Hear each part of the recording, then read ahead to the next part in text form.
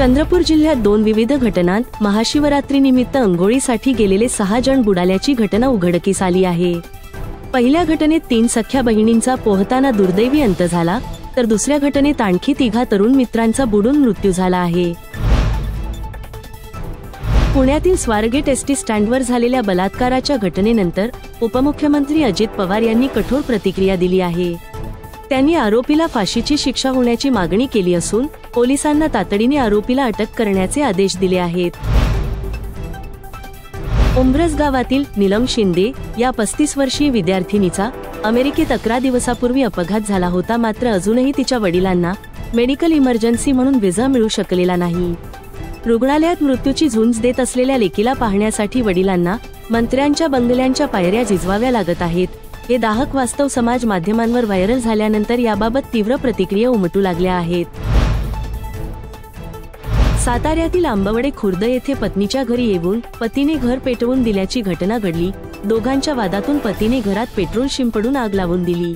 या आगीत संसारोपयोगी साहित्य, महत्त्वाची कागदपत्रे, सोने असे जळून खाक झाले आहे। चॅम्पियन्स ट्रॉफीमध्ये बुधवारी अफगाणिस्तानच्या सलामीवीर इब्राहिम झाद्रानने इंग्लंडविरुद्ध 177 धावांची मोठी खेळी केली। यासह त्याने विश्वविक्रम नावावर करत गांगुली आणि कपिल देव यांचे विक्रमही मोडले।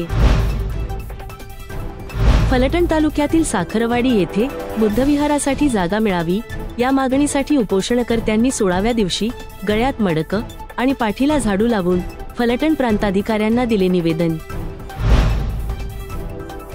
दिल्लीतील साकेत येथील प्रसिद्ध सिलेक्ट सिटी मॉलमधील एका सिनेमा हॉलमध्ये आग लागली। या घटनेची माहिती मिळताच अग्निशमन दलाच्या 6 गाड्या घटनास्थळी पोहोचल्या आहेत। छावा चित्रपटादरम्यान ही घटना घडली। राज्य माध्यमिक व उच्च माध्यमिक शिक्षण मंडळाच्या 10वी आणि 12वीच्या परीक्षा केंद्रावर कॉपीची प्रकरणे आढळल्यास कारवाईची तंबी शालेय शिक्षण मंत्र्यांनी दिली होती।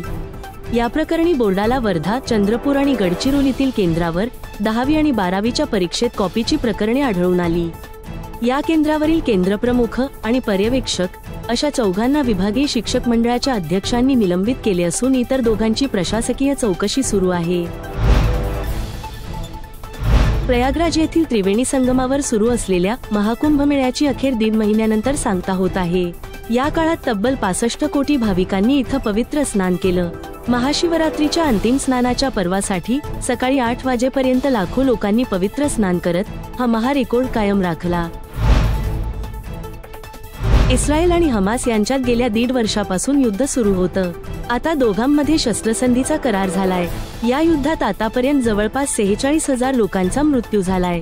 शस्त्रसंधीनंतर इस्रायलला त्यांच्या कैद्यांच्या बदल्यात मोठी किंमत मोजावी लागलीय।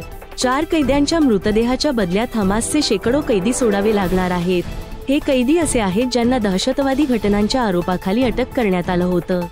ताज्या घडामोडींच्या डेली अपडेट्ससाठी चॅनेलला सबस्क्राईब करा आणि बेल आयकॉन दाबायला विसरू नका।